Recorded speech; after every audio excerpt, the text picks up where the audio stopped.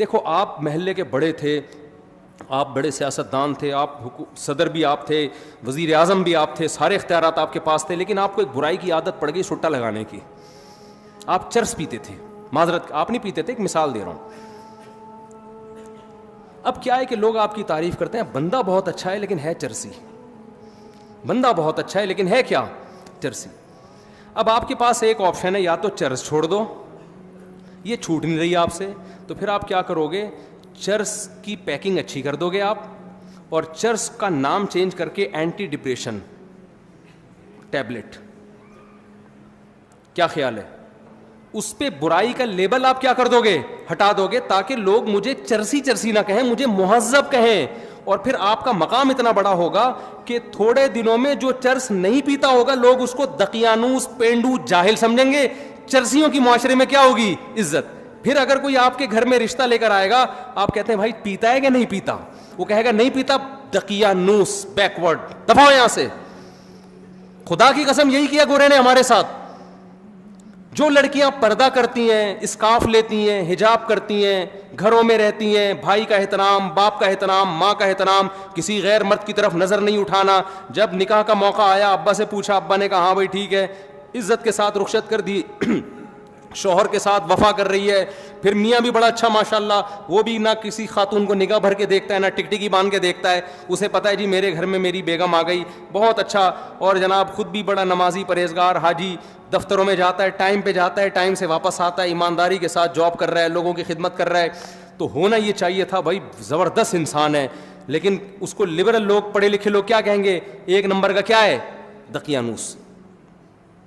Girl friend boy friend رکھ رہے ہیں لوگ, لڑکیوں سے دوستیاں ہو رہی ہیں, یونیورسٹیوں میں کو ایجوکیشن سسٹم ہے, فیمیل ٹیچر پڑھا رہی ہے اور لڑکے پڑھ رہے ہیں. اس کو ماڈرنزم سمجھا جاتا ہے, اس کو سمجھاتے یہ اچھا معاشرہ ہے جہاں عورت کی عزت ہو رہی ہے. سمجھ میں آ رہی ہے بات. برقع پہنا دی عورت کو, او ہو یہ لوگ تو ظالم ہیں. ابے عورت کو کمبختو برقع پہنا کے مردوں کی عیاشی رکتی ہے, عورت کی نہیں رکتی. عورت جتنا بے لباس گھومے گی مزہ تو مردوں کو آئے گا, عورت کو تھوڑی آئے گا. یہ عجیب قسم کی فضول قسم کا فلسفہ ہے کہ عورت کو کپڑوں سے آزاد کرنے کو عورت کی آزادی سمجھا جا رہا ہے.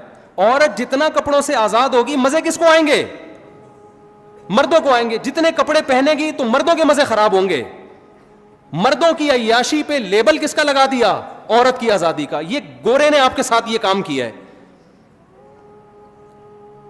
کمال کی بات ہے, ایک مسلمان جو اپنی بیوی کے ساتھ ساری زندگی وفا کرتا ہے, انڈے, آلو, پیاز, ٹماٹر, ہرا دھنیا, ادرک. آج پرچی میں کیا کیا لکھا ہوا تھا بھائی, آپ کے پاس آئی تھی نا پرچی, مجھے تو یاد ہو گئی. ایک دن تو میں نے جمعے کے دن جو ہے نا پرچی نکالی, وہ دعاؤں کے لیے پرچی دیتے ہیں, وہ میرے گھر کے سودے کی نکل آئی.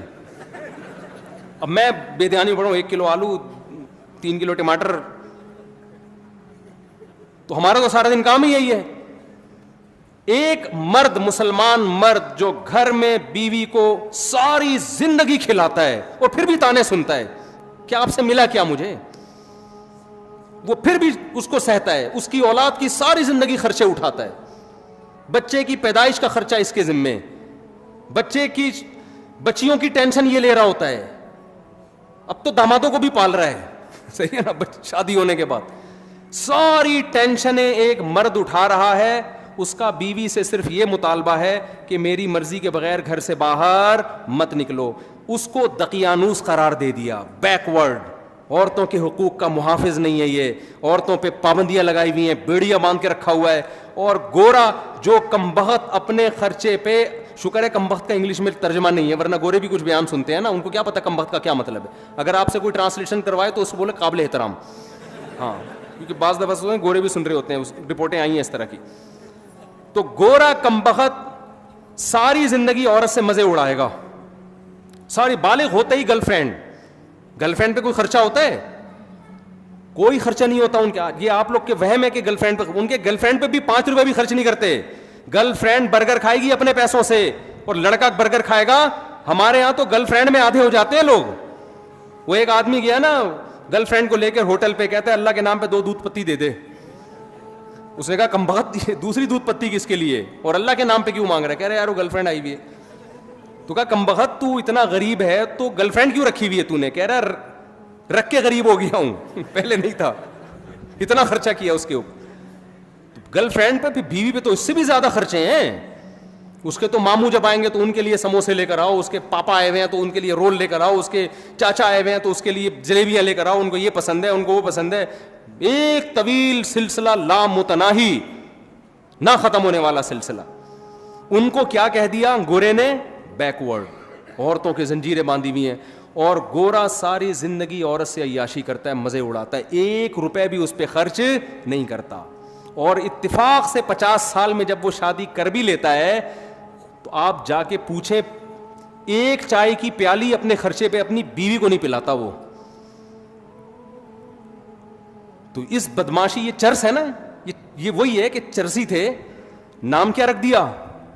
کیونکہ مہذب قوم ہے نا، گورے ہیں بھائی، مہذب ترقی یافتہ قوم ہیں، چاند پہ قدم رکھا ہے، مریخ پہ جانے کی باتیں ہو رہی ہیں. وہ کیسے یہ کہہ دیں گے کہ ہم مہذب لوگ نہیں ہیں؟ وہ کیسے مان لیں؟ تو انہوں نے کیا کیا؟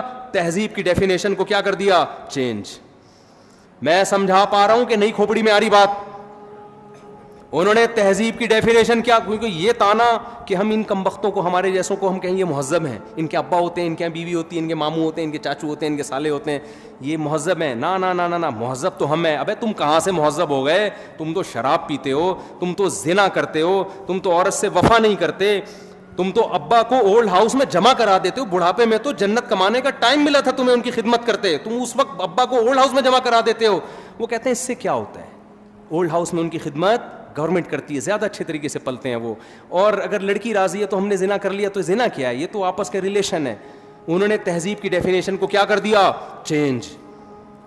مذہب ہمیں اس ڈیفینیشن کو چینج کرنے بولو نہیں دیتا. مذہب کہتا ہے لا تقربوا الزنا.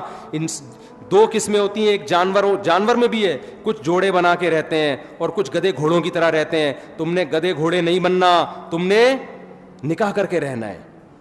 تو اللہ نے کیا کہا؟ پیدائش کا مقصد ہے اچھا بننا، اور اچھے کو ڈیفائن بھی اللہ نے خود کر دیا کہ اچھا وہ ہے جس کو میں اچھا کہوں گا. اللہ نے کہا سود مت کھاؤ، مزاربہ، شرکت، اجارہ کے طریقے پر پیسہ کما سکتے ہو، سود کے طریقے پر تمہیں پیسہ کمانے کی اجازت نہیں ہے. اللہ نے کہا کہ یہ تمہارا باپ ہے، اس کے سامنے تم نے اف کیا تو تم اللہ کی نظر میں برے لوگوں میں شامل ہو جاؤ گے. بدنظری کی اجازت نہیں ہے. تو یہ دوسرا فرق ہے. تیسرا فرق کیا ہے؟ یہ یعنی غیر مسلم میں اور ہم میں 2 فرق میں نے بتا دیے. تیسرا اور آخری فرق بتا کے اپنے بیان کو ختم کرتا ہوں. دیکھو تیسرا فرق کیا ہے. اسلام نے آپ کو رہبانیت کی اجازت نہیں دی ہے. آپ کہہ سکتے ہیں نا ہمارا ہدف جب آخرت ہے تو مفتی صاحب پھر ہم ڈاکٹر بننے کو چھوڑ دیتے ہیں، کیا خیال ہے؟ پھر ہم سائنٹسٹ بننے کی کوشش، بولو نا، نہیں، پھر ہم اللہ اللہ کرتے ہیں، بس بیٹھ جاتے ہیں مسجد میں مصلی ڈال کے. یہ نہیں ہے. لا رہبانیت فی الاسلام. نبی صلی اللہ علیہ وسلم کے پاس چند صحابہ آئے، انہیں ایک نے عرض کیا یا رسول اللہ میں ساری رات تہجد پڑھوں گا، کبھی آرام نہیں کروں گا. ایک نے کہا میں زندگی بھر کبھی نکاح نہیں کروں گا. ایک نے کہا میں گوشت نہیں کھاؤں گا. آپ نے کیا اس عمل کو رہبانیت قرار دیا اور فرمایا میں تو نکاح بھی کرتا ہوں، میں تو آرام بھی کرتا ہوں. مر رغب عن سنتی فلیس منی. جو میرے طریقے سے ہٹے گا وہ مجھ سے نہیں ہے. لیبل وہ اچھا لگا رہا ہے لیکن اس کو اللہ اچھا نہیں کہے. آپ کو کوئی کام کرنے سے نہیں روکا. آپ نے جو ہدف بنانا ہے نا، آخرت ہدف ہے. لیبلوکم ایکم احسن عملا، کہ اللہ دیکھنا چاہتے ہیں اچھا عمل کون کر رہا ہے. تو اچھے کی ڈیفینیشن میں یہ قطعاً نہیں ہے کہ آپ ایجوکیشن چھوڑ دو، آپ ترقی کرنا چھوڑ دو. نا نا نا نا نا. اچھے کی ڈیفینیشن میں قرآن نے بیان کیا ومن اراد الآخرہ. جو بھی کام کرو آپ اس میں نیت کیا کرو؟ آخرت.